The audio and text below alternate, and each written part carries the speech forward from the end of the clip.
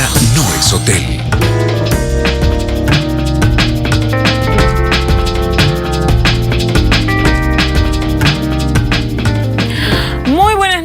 Muy buenas tardes, en realidad, bienvenidos, estoy acostumbrada a las buenas noches, muy buenas tardes, bienvenidos a esta casa, no es hotel.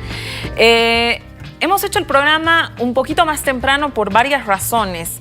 El próximo domingo estamos solamente a 7 días de la consulta. ATV está preparando una recta final sumamente especial. Está montando todo un tema tecnológico que realmente nos va a permitir conocer de manera muy precisa datos, información. Y pues hemos tenido, en el canal se ha tenido que mover un montón de estudios, mover una serie de programas, hacer una serie de movidas. Entonces, bueno, hoy día esta casa no es hotel, estamos un poquito más temprano. Tenemos un invitado sumamente especial, uno de los actores centrales, evidentemente, de esta campaña, a quien le quiero agradecer haber venido un poquito antes, lo que le va a permitir, vicepresidente, abrir la agenda. Se lo quiero agradecer mucho, de verdad, a última hora adelantarle la cuestión.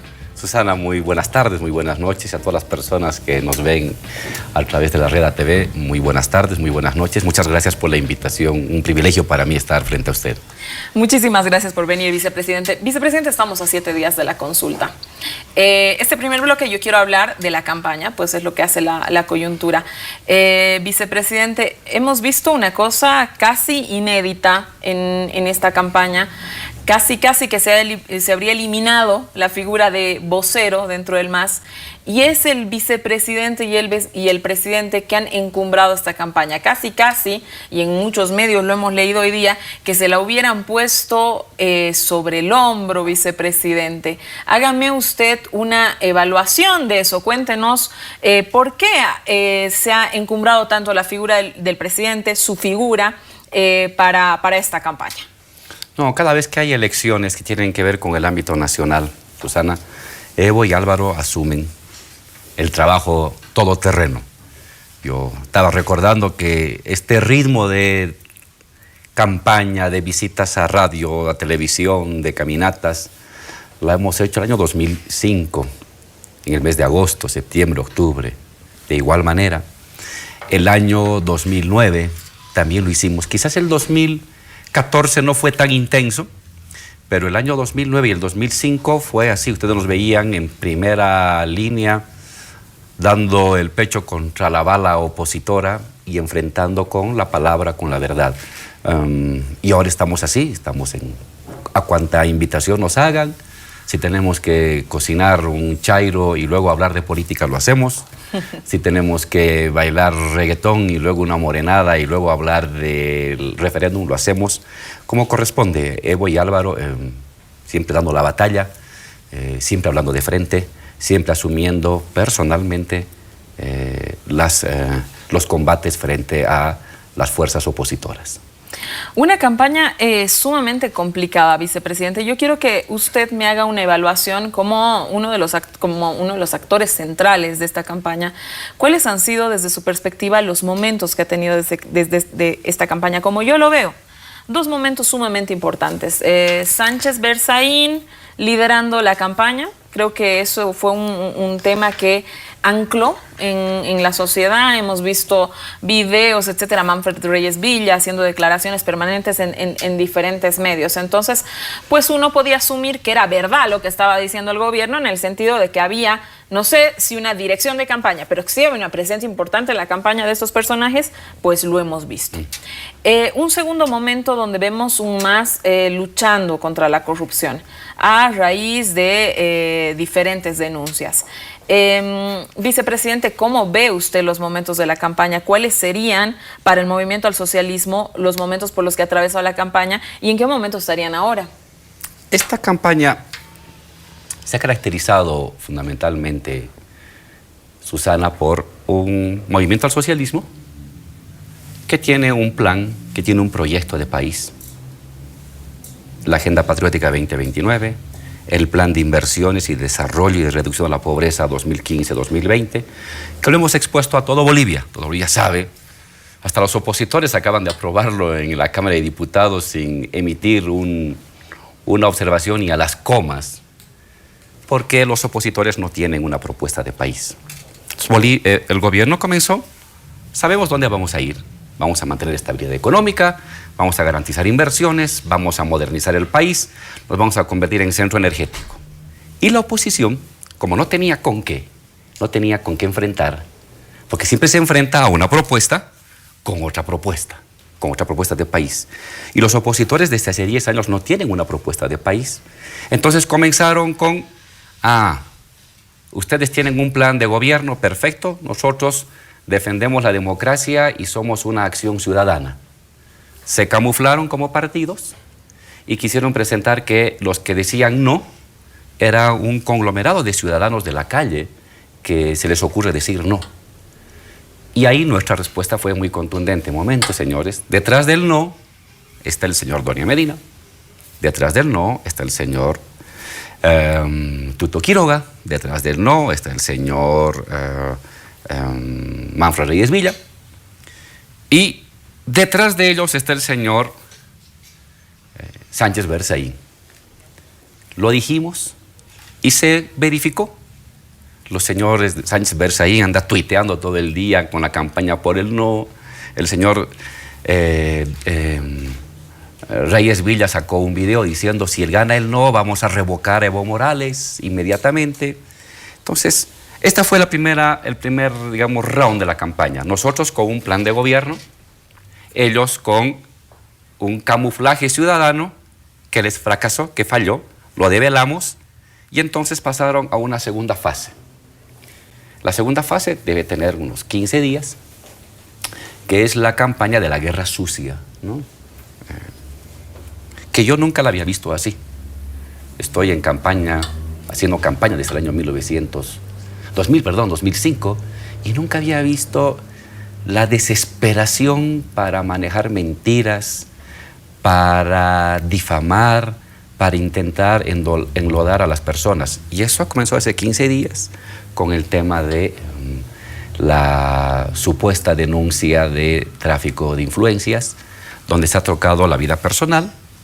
Antes no se tocaba la vida personal, donde se ha tocado a un hijo, el nombre de un niño muerto, donde se ha tocado ese tipo de temas. Y entonces, frente a ello, ¿qué hacemos nosotros? Nuevamente, como lo hicimos en la primera fase, demostrar que esta guerra sucia tiene un articulador. Y ese articulador ha sido denunciado el día viernes, y el día de hoy en el periódico lo admite. Detrás del señor Carlos Valverde había estado el señor Brennan, que es el representante de la embajada norteamericana. Si antes era Sánchez Berzaín, que articulaba a todos los opositores, pero que se camuflaban como campaña ciudadana, ahora es el señor Brennan, la embajada norteamericana, que se reúne en el Hotel Los Tajivos con el señor Carlos Valverde. ¿Qué cosa habrán acordado? No se reúnen para tomar cafecito ni para comentar de bibliografía reciente. Se reúnen para tomar decisiones. Y a partir de esa reunión se desata toda esta guerra sucia, y no sé qué más irán a preparar los siguientes días. Es gente tan baja, de una moral tan baja. ¿Usted tiene información de que podrían presentar algo los siguientes días, vicepresidente? Es que se están jugando el todo por el todo, están desesperados. Y para inventarse pueden hacer lo que les dé la gana. Y nosotros seguimos en la batalla. Oigan, mientras ustedes se ocupan de chismes, nosotros nos ocupamos de la economía. Mientras ustedes se ocupan de que si el traje fue rojo o fue verde de la dama, nosotros nos ocupamos de cómo industrializar el país. Va a ser nuestra manera de enfrentar, con la verdad y con un proyecto de estabilidad, de seguridad y de desarrollo para los bolivianos. Entonces, son campañas muy disímiles. No estamos ante la confrontación de ideas, sino es una única idea: desarrollo de Bolivia, Agenda Patriótica 2025 y chismes. Entonces, ahorita estamos asistiendo a una confrontación de chismes de familia, chismes personales, frente a planes de desarrollo de la economía boliviana, de bienestar y de estabilidad.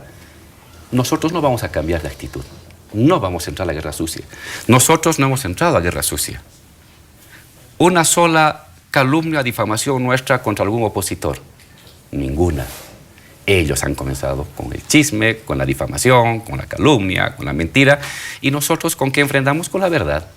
Así comenzamos la campaña, así vamos a terminar la campaña. De nuestro lado, la verdad. Le da algo de ellos, la infamia, el odio, el racismo, la calumnia y el chisme. Entonces, ya el ciudadano decidirá por dónde se inclina.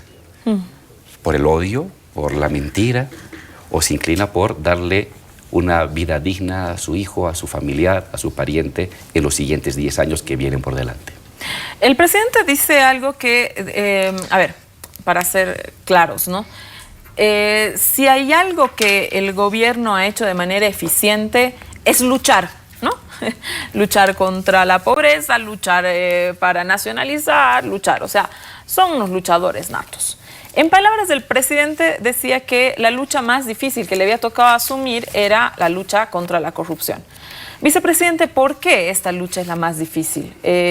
¿Cuáles son los componentes que hacen que un gobierno que ha logrado, digamos, cambiar muchísimos ejes, no le cuesta todavía el tema de la corrupción? El tema de la corrupción no es un tema que se pueda combatir únicamente con decretos.